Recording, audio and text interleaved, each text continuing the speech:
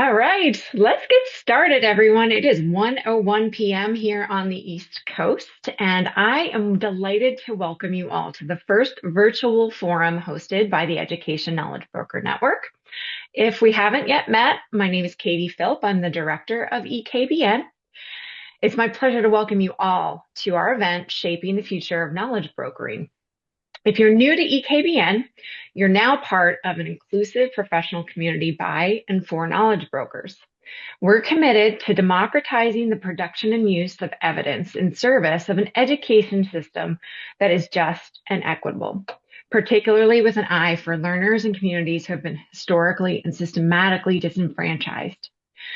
You may find it helpful to have a short about page that provides some key terms and definitions as currently conceptualized by our team. That will be dropped in the chat in just a moment. Feel free to have that on hand during the event to refer to. Over the next 3 days, you'll hear from exciting speakers, participate in meaningful conversations, and engage with our 3 event themes: foundations and futures of knowledge brokering, equity in action, and tools for shared learning. Each of these themes plays an important role in building a stronger evidence ecosystem for education. I encourage you to reflect on these themes over the course of the event through our community exchange board, which is a Padlet, which will also be dropped in the chat for you to access. Share your learnings, ideas, and resources with other attendees, and also take advantage of the networking tools offered on our Zoom events platform. You'll have lots of opportunities to connect with other knowledge brokers throughout the event. As a network, we encourage thoughtful debate and constructive disagreement. But please remember to review our community guidelines shared here in a moment for your reference. Sorry, our links are coming, folks, to understand how we approach creating inclusive and respectful spaces for dialogue. Also remember, this is a virtual event. There are going to be some bumps along the way, like delayed links. We're going to exercise patience and grace with one another, and our team is here to help. You can contact us for support. Check the lobby for the pin in the top right corner to access help and support. Joining me on stage today are Jessica Jackson, our 2026 board chair, Matthew Courtney, 2026 chair emeritus, Liz Farley Ripple, board member, and Vivian Tseng, our keynote speaker. Jessica, Matthew, and the rest of our board staff and EKBN ambassadors who are here today have been instrumental, not just for this event, but in the overall growth of our organization. These individuals will be here, would love to chat with you more about our network. Look for them with a background similar to the one that I have today. Finally, I want to say that we are not just a network, we are a community. We encourage each individual to join us as their authentic selves. However, I recognize that for many of us right now, we are in a moment when showing up authentically can feel frightening or uncomfortable. Just as our students don't enter our classrooms as blank slates, neither do we leave our professional identities when we show up, our personal identities, when we show up in our professional roles. So for those who are feeling the weight of such attacks, I don't expect you to leave those burdens at the door today. But I do hope that within our EKBN community, you find respite, you find connection, and I hope you even find joy in the shared learning that is about to take place. I hope you leave your event knowing that you have others to help you shoulder the load. I'm grateful for each of you today for being here. I'm looking forward to learning and growing with all of you over the next week.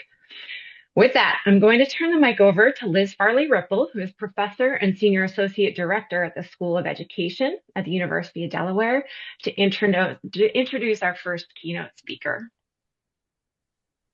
Hi, everyone. It's a pleasure to be here. As Katie mentioned, I am a professor at the University of Delaware, and I'm also a knowledge broker. And I am really feeling honored today to introduce Vivian Tseng, because she's played such an important part of my professional growth and my career. I have met Vivian when I was just finishing my doctorate, and I was interested in how evidence gets used, and so was the William T. Grant Foundation, which is where Vivian was at the time.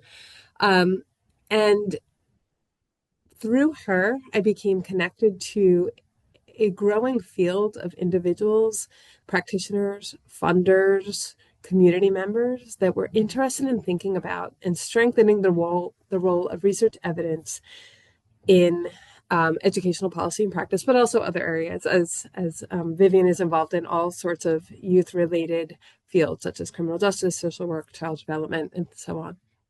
My background, of course, is in education. And over the years, I've learned so much from her. In all of the roles she's had, she's been a listener, a learner, an advocate, and a change agent. She's built coalitions of funders to help build the infrastructure we need to do this work. She's pushed us to think more critically about what evidence and research is, and how and why they might be inform policy and practice. She has really challenged the field and moved it forward. And so as we thought about this forum and how we might want to kick it off, I could think of no one better to do that than Vivian. And so I'm going to let her share some ideas and thinking that she's been doing. We had an opportunity to talk before doing this keynote about the current context and the challenges that arise and the importance of the work that folks like you and everyone in this room are doing. And so with no further ado, I will let Vivian take the stage and thank her in advance for sharing her wisdom with us. Well, thank you so much, Liz. I really appreciate that very, very generous introduction. I hope I can live up to it. And thank you to Katie for such a thoughtful opening to this conference. I really appreciate the way in which you're so sensitively acknowledging the moment and what folks need in this moment. So thank you all so much for that. I am now going to attempt to share my slides. So let's see how this goes. Here we go. Give me 1 second. Okay, can you see my slides? Okay, great. Thank you. Okay, I hope that was the hardest part of the talk. So again, I want to really thank the organizers. I want to thank you first and foremost for creating this setting for all of us to come together to talk about education knowledge brokering, because it's hard to think about a more important topic in this moment for those of us who are in this community. So thank you so much for putting this community together, and thank you for inviting me to speak to this group. I want to start by just reinforcing what Katie said just a few minutes ago, which is we are not in normal times. We are in a really challenging moment. I've been thinking about it a lot as our generational moment. I don't think in my lifetime I have lived through the kinds of challenges that we are now facing in this country. And this is our moment. This is the moment for our generation to really step up and to make a difference and to protect the principles and the values that we hold really dear. So I want to thank you for that. And I want to acknowledge that it's not normal times. So I'm not going to be delivering the normal talk that I might if we were in more normal times. So in my talk today, I'm going to cover 3 topics. One, I do want to spend some time grounding us in what today's moment it is. I want us to be clear-eyed about what we're facing. And then I want to think about that in regards to championing knowledge in a multiracial democracy. And then I'm going to move into talking about democratizing evidence, which is some work, some ideas that my colleagues and I have been very excited about for about 10 years now. And then I'm going to end with a call to action for all of us in this community. So when I think about today's moment, I think we're in the middle of a struggle between authoritarianism and a multiracial democracy. Certainly, this is not the first time our country has faced authoritarian forces. But as I was saying at the beginning, this is the first time in my lifetime that we have faced something of this strength and power. And this is really, again, I think our generational moment. Now, some of you might hear this authoritarianism word. It's a very big word, and it might bring to mind all sorts of images. For some people, they think it's like authoritarianism is what happens when a military coup occurs and takes over forcefully, but modern political scientists who've been studying authoritarianism in the last couple of decades tell us that that's not usually in today's era how authoritarianism is emerging, and that many autocrats around the world are actually voted into power initially. And the erosion of democracy isn't necessarily sudden, forceful act. Sometimes it's the incremental erosion of our institutional and legal constraints. Sometimes that erosion is deliberate and calculated. Other times that erosion is opportunistic, and it can even be bumbling. So let's start with a clear-eyed view of authoritarianism. I am going to guess that many of you on this webinar are nerdy, just like I am. I think if you're interested in being a knowledge broker, you're probably a pretty nerdy person. And so for me, as someone who loves studying things and understanding the world around me, I have spent a lot of the last year trying to study up on what is going on and trying to make sense of it. And I've been looking a lot to our colleagues in political science who have been studying authoritarianism for decades, not just here in the US, but around the world.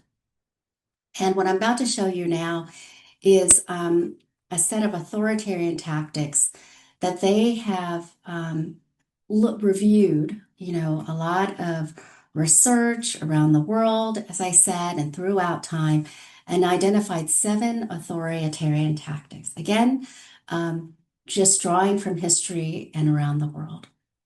And this playbook, the authoritarian playbook, was published in 2022, so a few years back, before the current administration.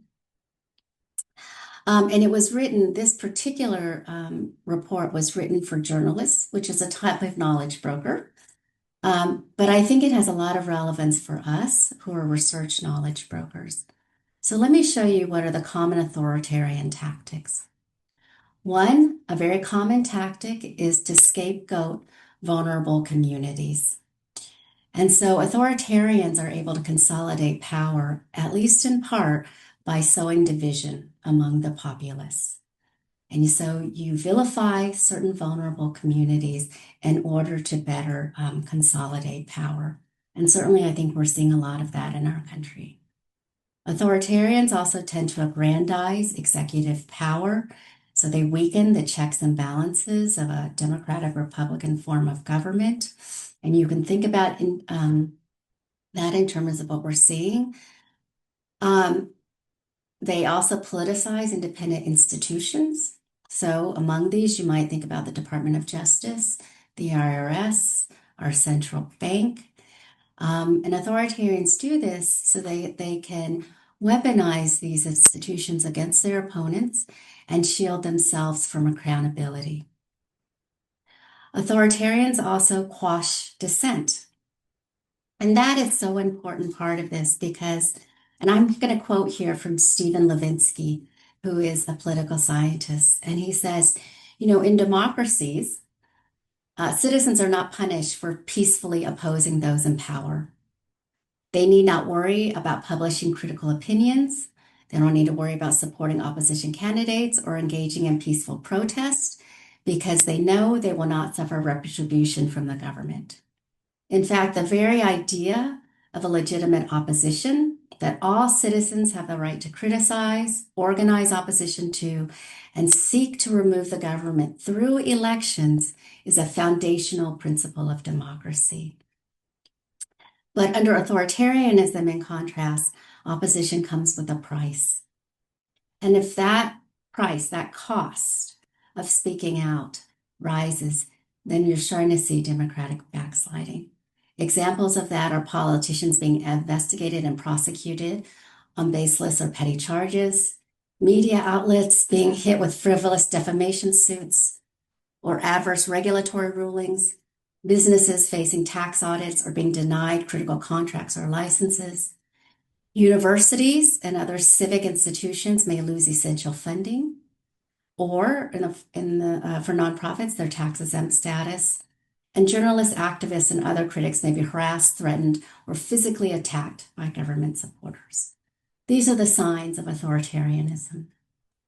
Others here, spread of disinformation. It's a common tactic that's used to stoke distrust and confusion within a population, to cripple opponents and to shore up key constituencies. Corrupting elections is another form and another tactic. And stoking violence is yet another tactic that authoritarians use. It is also not at all unusual for authoritarian regimes to threaten free speech and academic freedom and universities. And I think we can all see that we've been witnessing a lot of that around the country in the last year. And it makes sense in many ways, right? Because universities, at their best, we don't always achieve that, but at our best, universities are places that nurture critical thinking and intellectual debate. And again, this is a pattern that you see around the world. So in Poland, for example, you saw a former law and justice government targeting particular disciplines and areas of study as being, quote, anti-Polish. And those areas of study, including things like gender studies, sociology, history, and philosophy. And in still other countries, you see autocrats seek to control leadership of universities, whether it's through the forced resignation of administrators or giving themselves full control over the appointment of higher education leaders. There are also typically threats to universities' budgets and to academic autonomy as a way to gain control of those institutions. Coming back to the United States, I think we've seen systematic attacks on our research infrastructure, and I know that many of you have been living through this. Just to provide a few highlights, over 7,800 research grants were terminated or frozen at the NIH and NSF in the first year. About 2,600 grants were not reinstated or unfrozen, so I should say, due to court orders as well as universities settling with the government, some money has been unfrozen in the past year. But even so, about 2,600 grants have not been reinstated or unfrozen, leaving about $1.4 billion unspent funding. And about 25,000 scientists and staff have left federal science agencies. Folks estimate that's about a 20% reduction in our federal science agencies. And so with all of that, you're seeing a quite systematic dismantling of our research infrastructure, both in terms of the ability for money to get out the door for people to do important work. A lot of the work at NIH, for example, was on vaccines, on infectious diseases, though not all. And then, of course, with the exodus, a lot of federal staff, federal science agencies have been left quite crippled in terms of their ability to advance core research in this country. In terms of education research infrastructure, I think many of you have seen this, and so I don't need to go through all the details with you.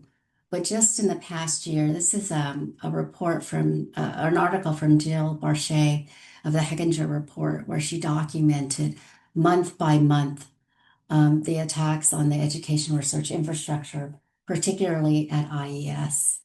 And you can see it started very early in this administration with the mass cancellation of research contracts, some of which luckily have been reinstated, but it's been very hard actually to understand fully the picture of that.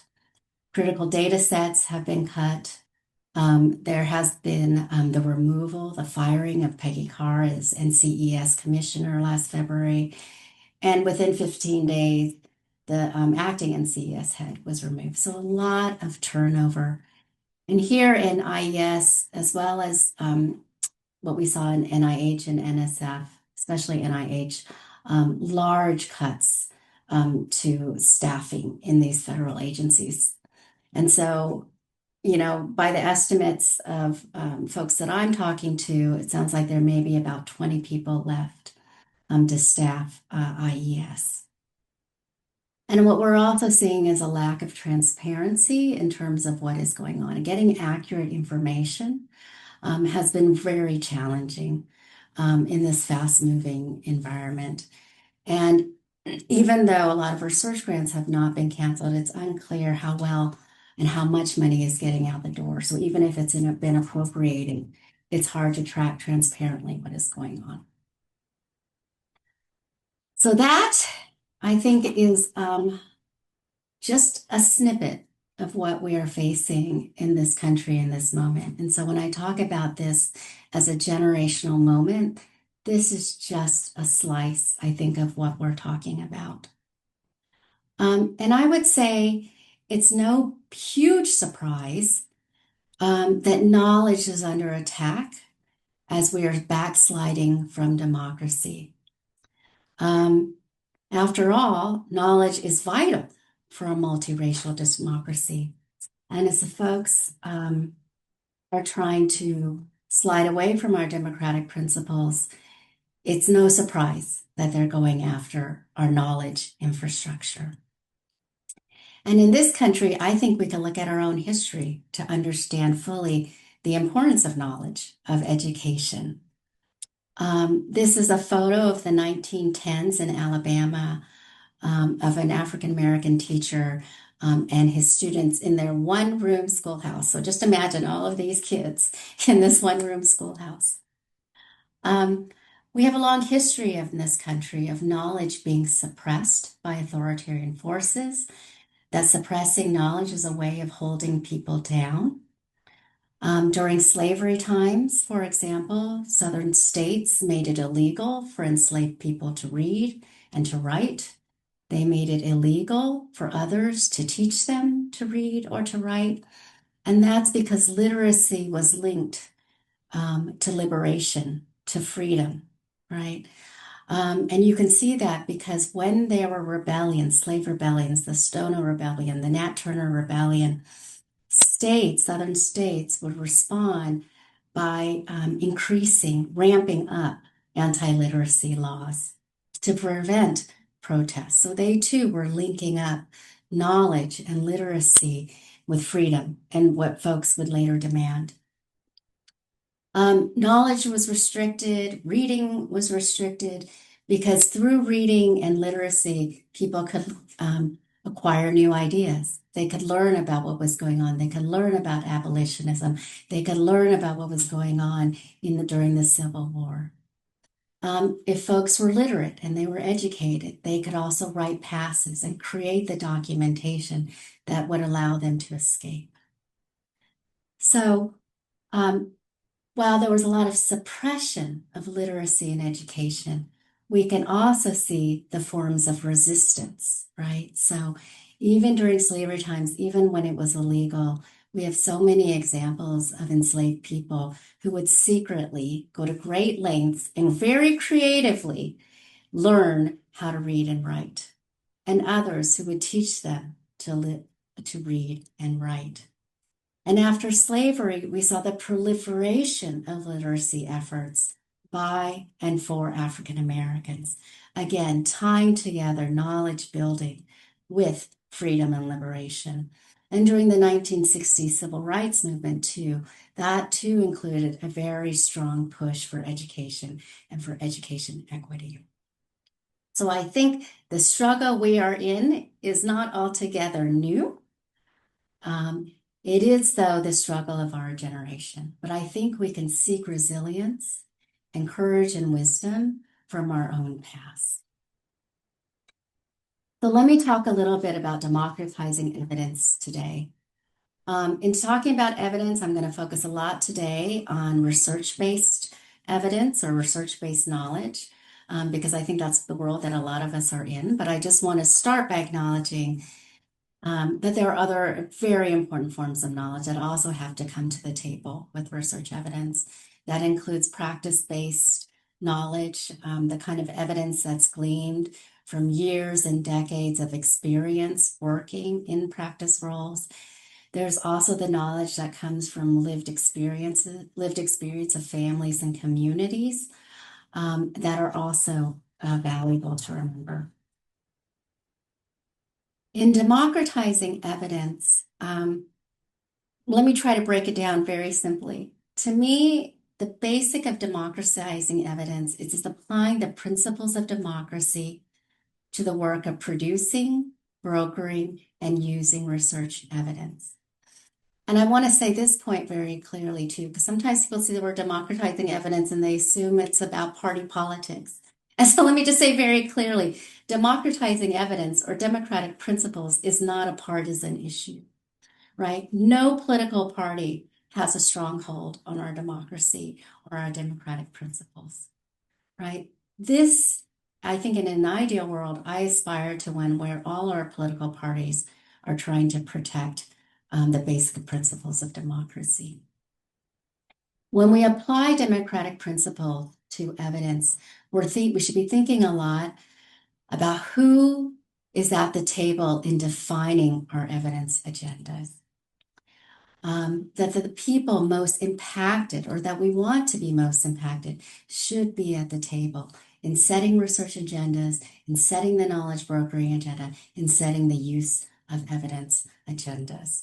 And I think we have a long history of that in this country, right? I remember a lot of tea being spilt in the Boston Harbor, right? Based around democratic principles. In our history classes, we were talking about an American Revolution that was also fought based on these principles. So these are not new ideas. This is just applying some of these basic democratic principles to our evidence work.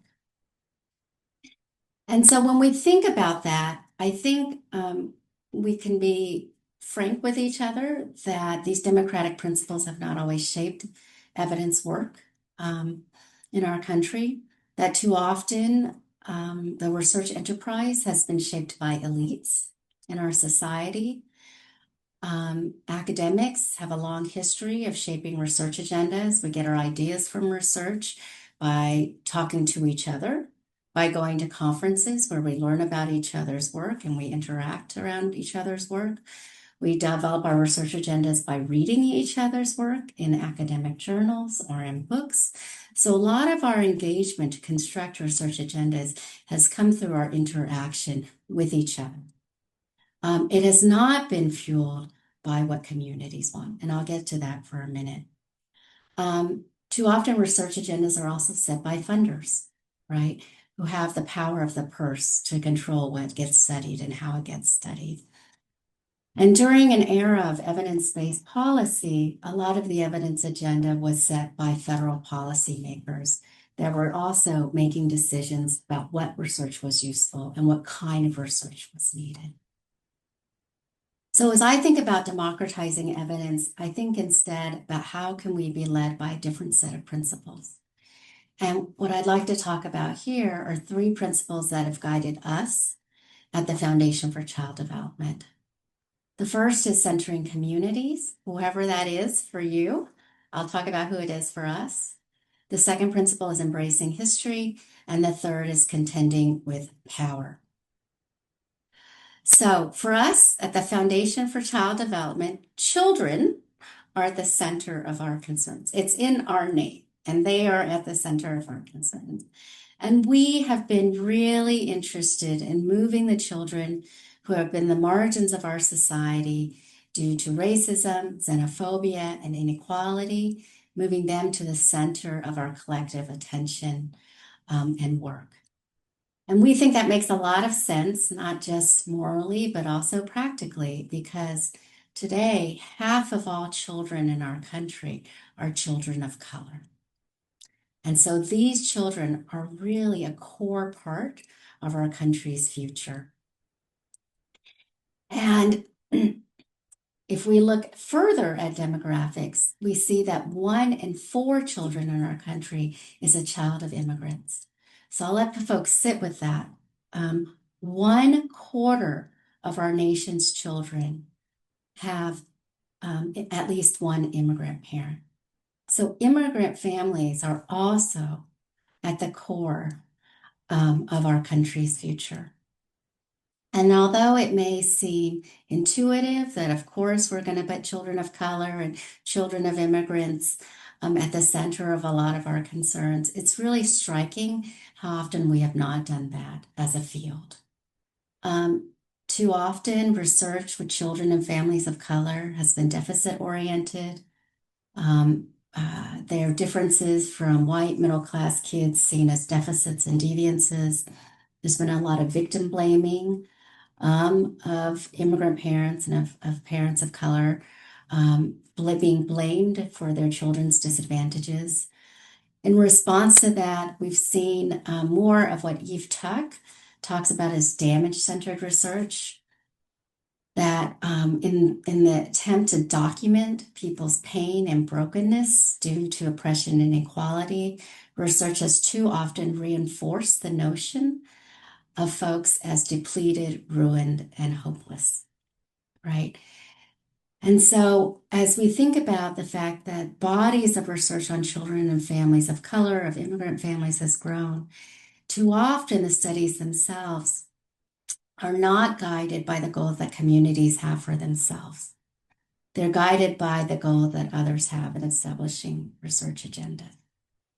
And so while there's increasing research about communities, it is not necessarily shaped by communities, about communities, but not necessarily by communities. And when that happens, our evidence initiatives risk falling into paternalism, presuming to know what communities need better than they themselves do. So if we apply democratic principles to the evidence agenda, it means we bring community perspectives to the table when we set research agendas, that we include the communities that have otherwise been marginalized in our society to the center, to the fore, as we develop our evidence agendas. And that communities are also involved in deliberating, negotiating, and compromising over what evidence is needed and why. And beyond the production of evidence, democratizing the use of evidence means that communities must have access to evidence. And I do mean access and accessibility. I don't just mean availability, because I think more attention has been paid to making research evidence available. For example, by removing paywalls, academic paywalls to journals, for example. And while that may be a useful step, that does not make research more accessible to communities. And so we need to think hard about what it takes for research to be usable and useful to communities.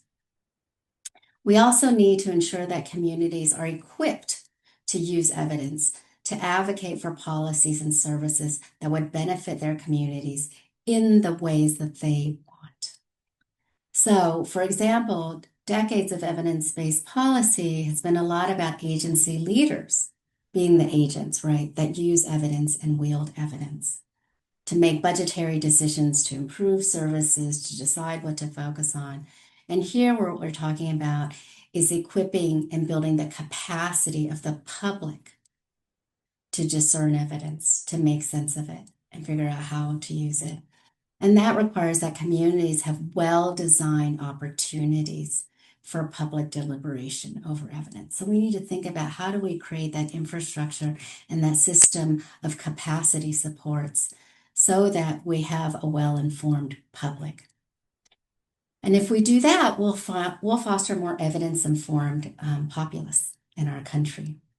And I'm imagining one that would be able to hold the government accountable for its use, misuse, or non-use of evidence. I think that is something that we can work towards.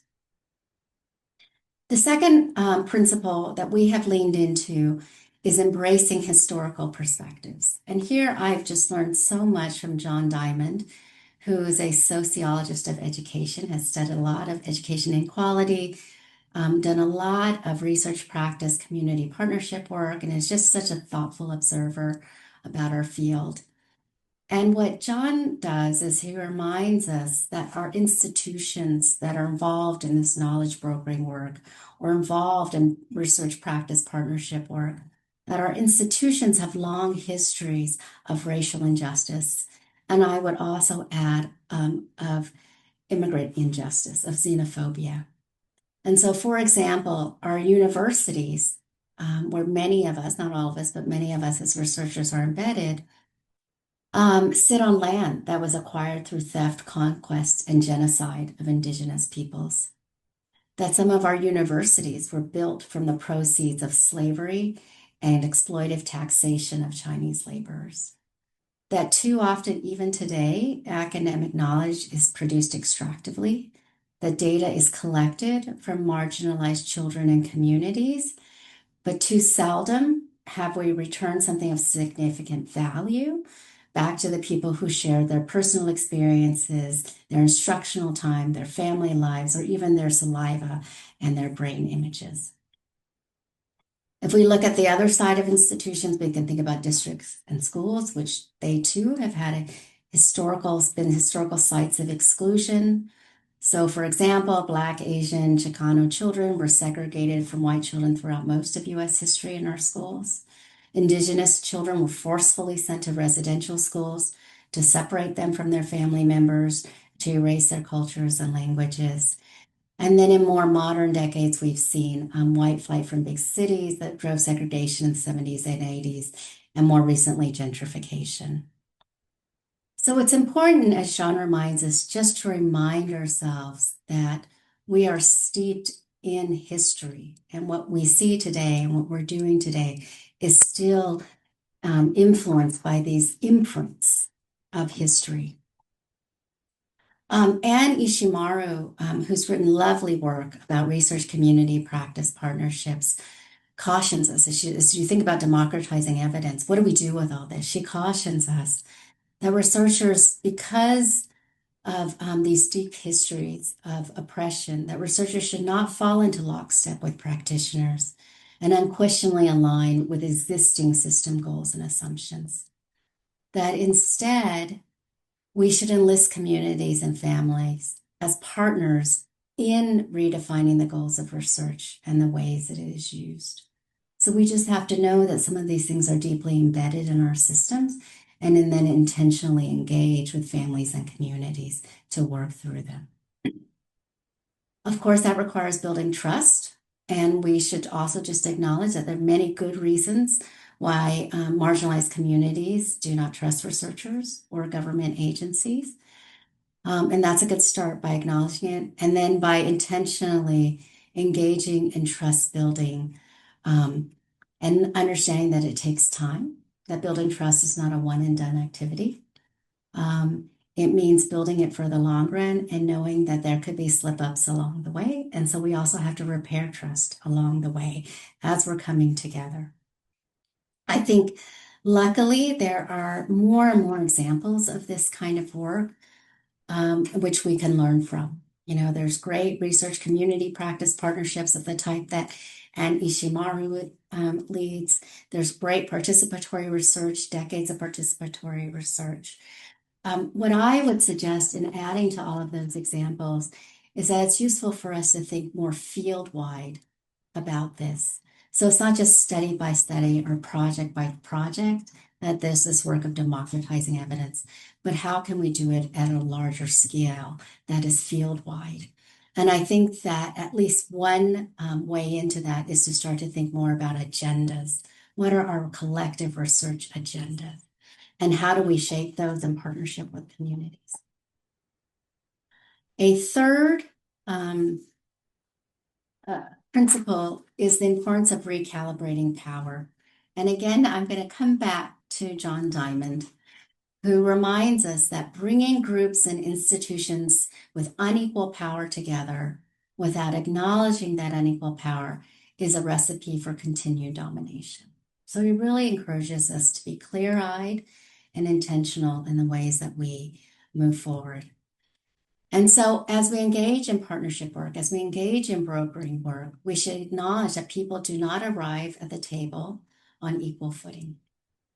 We can invite people, but we have to know we don't have equal power at the table. And so we need to be intentional about that. We arrive together, many of us as institutional agents, which means we bring to that table the power that's tied to our institutions. whether it's as researchers or practitioners, as policymakers.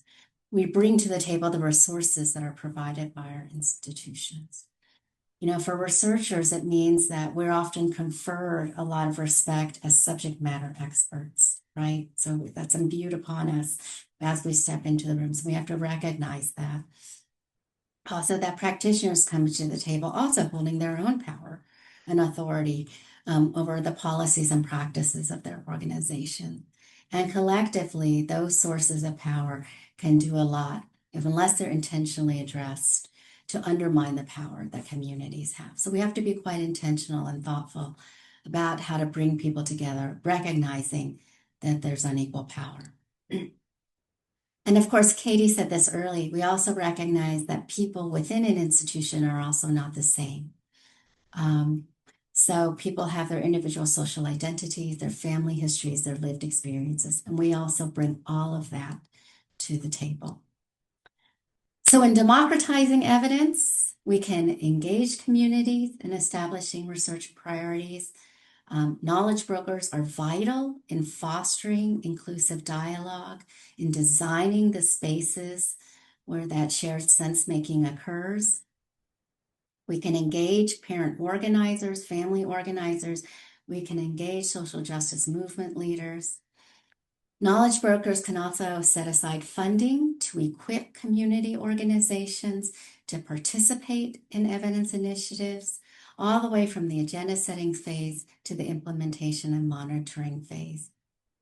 Knowledge brokers can ensure that community orgs have equitable access to funded research and data, and well-designed opportunities to deliberate over evidence and its implications for policies and practices. I'll just give you an example of how we've been doing this at the Foundation for Child Development, trying to take these principles and concretize them for our own work. In June, our board passed a new strategic framework, which we see here, and you'll see at the center in this yellow circle is our center, our core is social justice for young children, marginalized by racism, xenophobia, and economic inequality. And I want to drive your attention to priority 1, where we're seeking to bridge research with social movements, with the goal that researchers' work is more often and more powerfully driven by community self-determined priorities for child policy. So really trying to put communities at the center and thinking about what are our research agendas, what do they need from research and why, what's the purpose it serves. And we've been thinking a lot about bridging those ties with social movements, because social movements are at their core, by definition, about transformative social change. And social movements are also collectives of individuals and organizations. And so we're trying to think beyond individual community organizations or individual organizations and thinking larger about important social justice coalitions and movements, and how can researchers partner en masse with them. I'd like to finish the talk today with a few thoughts about a call to action. I want to encourage all of us in the years ahead to lean into courage and hope. And Katie kind of set the stage for this in her early remarks. And I too want to acknowledge courage, because there are very real attempts right now to incite fear in us, right? And we see the costs very visibly. We are seeing the costs borne by high-profile people who are opposing the federal government right now, right? So it really calls upon us to lean into courage in these times. But even while we're seeing these attempts to make us fearful and to drive us apart, we're also seeing enormous strength in our communities all around the country. I want to just say that I always think about the folks in Minneapolis who are doing amazing things in this time. In Minneapolis, we're seeing neighbors protecting neighbors who are saying, no, we will not put up with this. You're seeing mass peaceful protests that combine union leaders with business owners. you've got teachers, you've got principals, you've got students. You have so many folks out coming together. You're seeing folks in Minneapolis feeding and sheltering each other because some folks are fearful of leaving their homes. You're seeing parents and neighbors helping each other's kids get safely to school and making sure that they are, when they come home, that their families are there for them and they won't be left alone. So we're seeing enormous courage and enormous strength, and that's just in Minneapolis, but I know it's happening in communities all across the country, and I'm sure many of you are hearing those stories as well. I also want us to lean into hope right now because folks are intentionally trying to get us to feel despair, right? And if we feel despair, we lose a sense that our actions matter. We lose a sense that we can make a difference. And if that happens, it makes the job of autocrats easier. It makes it easier for them to consolidate power if we feel despair. So in the coming years, I'd like to encourage us all to remember that we're fighting for empathy, not apathy. We're fighting for pragmatic optimism, not cynicism. And we're fighting for agency, individual and collective agency, not helplessness. Let's lean into all of that. And here are a few thoughts on how we might go about that. One, I said, I'm a very nerdy person. I have personally been spending a lot of time the last year just learning outside of my field and learning a lot from, frankly, from political scientists who've been studying this for decades. And I share here with you just a few of the things that have been meaningful to me and shaped my thinking. And I also include here some references on democratizing evidence if you want to learn more. And I would love it for more of you to also contribute to the literature on democratizing evidence. I think we're still new into this, and there's so much more we can do. Two, I want to encourage all of us to protect vulnerable communities. You know, at the outset of my talk, I mentioned that a classic authoritarian tactic is to scapegoat vulnerable communities. They do it to sow division, right? And that supports their ability to consolidate power. So we resist that by protecting vulnerable communities and our multiracial democracy. And we can do that by being responsive to communities' knowledge needs, really doing a lot of listening. What do they need from research in this moment? We are not in normal times. Things are quickly changing for so many folks. So what do they need from research today? And how can their data be protected? And I lift this up. It's not something I would have lifted up even a year or two ago. But right now we're in an era where, especially for immigrant communities, their data is being weaponized, sometimes illegally. I'm going to encourage us to build partnerships with communities, with social movement groups, with practitioners, coalitions, and advocates that are standing behind them. There are so many amazing organizations out there fighting for our democracy, and we should be partners to them. The knowledge brokerage community should be among the strongest partners to these groups who every day are fighting for our democracy. And the other thing we can do is confront misinformation and disinformation. There are so many untruths and lies that are being told right now as a way of dividing our communities, as a way of spreading fear. We do a lot of work with immigrant families, and the chilling effect is really pervasive. You know, people are afraid to leave their homes, and some for very good reason, but others just because there is just a spread of fear. And that, I think, is causing community-wide trauma. We're not even just talking about individual or family trauma. We're talking about entire communities that are being traumatized right now. And so we should all be out there protecting the most vulnerable of our communities, and by sharing and championing accurate information and research. Lastly, I'd like to encourage all of us to hold our leaders accountable. If we're going to protect our democracy, we need to protect our democratically elected leaders. And we should be confronting lawlessness. Timothy Snyder, in his book on tyranny, which I highly recommend if you haven't read it.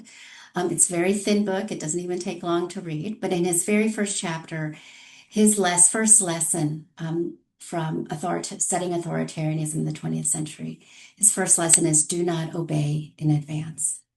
And he writes that most of the power of authoritarianism is freely given. The citizens freely give away their power. And when we obey in advance, it teaches power what it can do. And so I beseech all of you not to obey in advance, to hold tight to our values and our professional principles. I'll also highlight the work that's being done in the courts right now, for which knowledge brokers also have a role to play in confronting lawlessness through litigation. Democracy Forward, for example, is an organization that has been challenging many of the administration's unlawful actions in court, and with great success.